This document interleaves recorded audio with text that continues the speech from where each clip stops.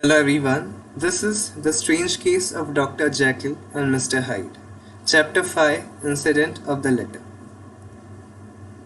It was late in the afternoon when Mr. Utterson found his way to Dr. Jekyll's door, where he was at once admitted by Poole, and carried down by the kitchen offices and across a yard which had once been a garden, to the building which was indefinitely known as the laboratory or the dissecting rooms.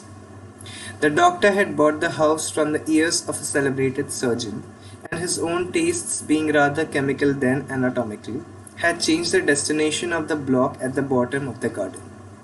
It was the first time that the lawyer had been received in that part of his friend's quarters, and he eyed the dingy, windowless structure with curiosity, and gazed round with a distasteful sense of strangeness as he crossed the theatre, once crowded with eager students and now lying gaunt and silent, the tables laden with chemical apparatus, the floor strewn with crates and littered with packing straw, and the light falling dimly through the foggy cupola.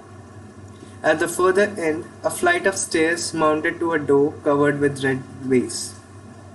And through this, Mr. Utterson was at last received into the doctor's cabinet.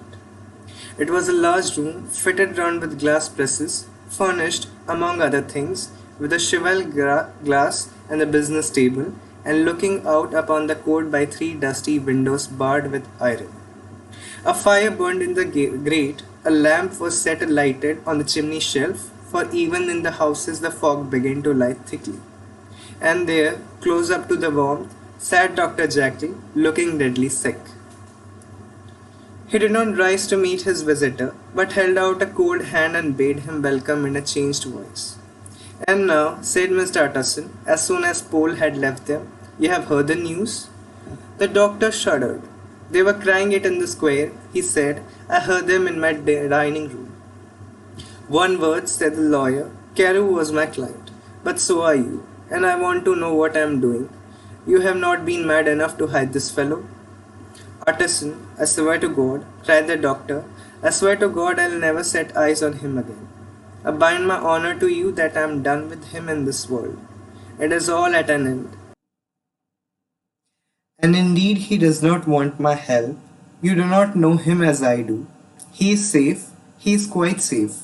Mark my words, he'll never more be heard of."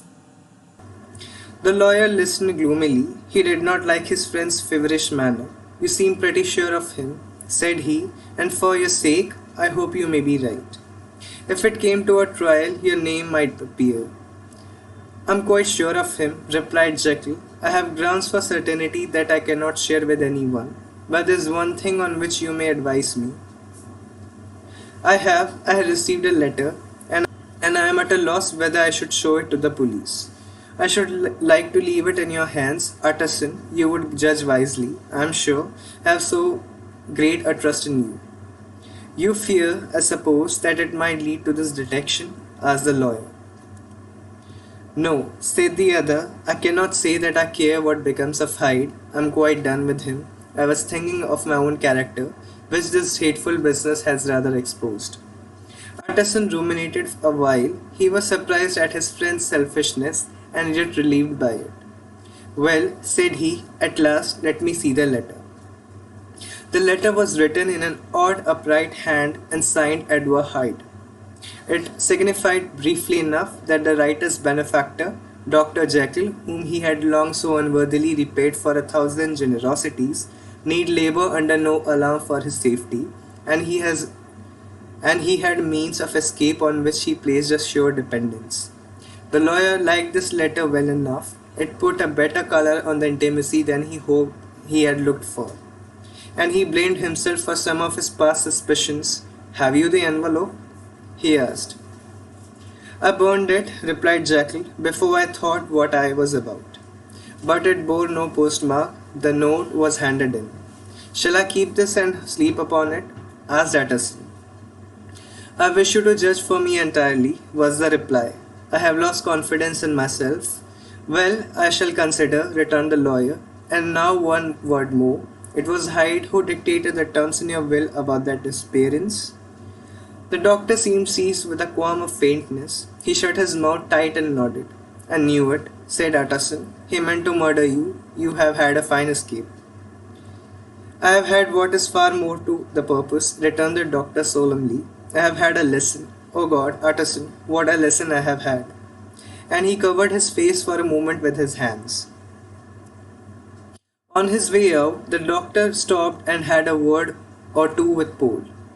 "By the by," said he, "there was a letter handed in today. What was the messenger like?"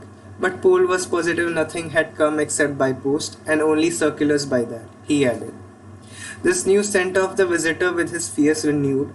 Plainly the letter had come by the laboratory door. Possibly, indeed, it had been written in the cabinet. And if that was so, it must be differently judged and handled with more caution. The newsboys, as he went, were crying themselves hoarse along the footways. Special edition, shocking murder of an MP, that was the funeral oration of one friend and client.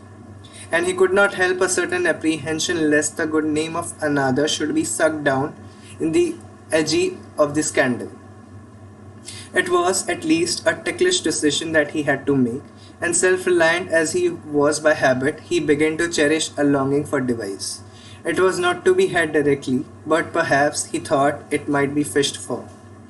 Presently after, he sat on one side of his own hearth, with Mr. Guest, his head clerk, upon the other, and midway between, at a nicely calculated distance from fire, a bottle of a particular old wine that had long dwelt unsunned in the foundations of his house. The fog still slept on the wing above the drowned city, where the lamps glimmered like carbuncles, and through the muffle and smoother of these fallen clouds, the procession of the town's life was still rolling in through the great arteries with a sound as of a mighty wind. But the room was gay with firelight. In the bottle that acids were long ago resolved, the imperial dye had softened with time, and the color grows richer in stained windows. And the glow of hot autumn afternoons on hillside vineyards was ready to be set free and to disperse the fogs of London. Insensibly the lawyer melted. There was no man from whom he kept fewer secrets than Mr. Guest, and he was not always sure that he kept as many as he meant. Guest had often been on business to the doctors. He knew Poole. He could scarce have failed to hear of Mr. Hyde's familiarity about the house. He might draw conclusions. Was it not as well then that he should see a letter which put that mystery to rights? And above all, since Guest, being a great student and critic of handwriting, would consider the step natural and obliging, the clerk, besides, was a man of counsel. He would scarce read so strange a document without dropping a remark, and by that remark Mr. Utterson might shape his future course. "This is a sad business about Sir Danvers," he said.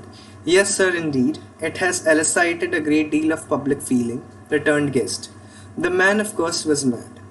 "I should like to hear your views on that," replied Utterson. "I have a document here in his handwriting. It is between ourselves, for I scarce know what to do about it. It is an ugly business at the best. But there it is, quite in your way, a murderer's autograph." Guest's eyes brightened, and he sat down at once and studied it with passion. "No, sir," he said, "not mad, it is an odd hand." "And by all accounts a very odd writer," added the lawyer. Just then the servant entered with a note.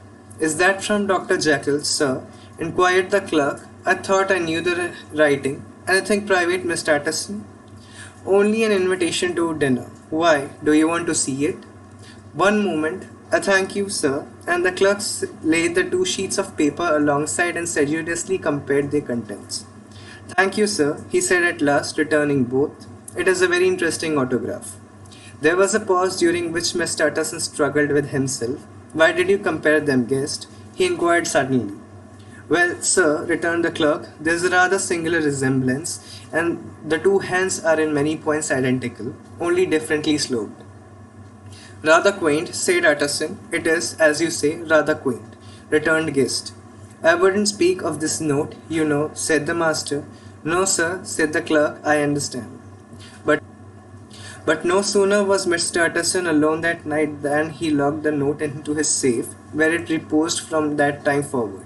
What, he thought, Henry Jekyll forged for a murderer, and his blood ran cold in his veins.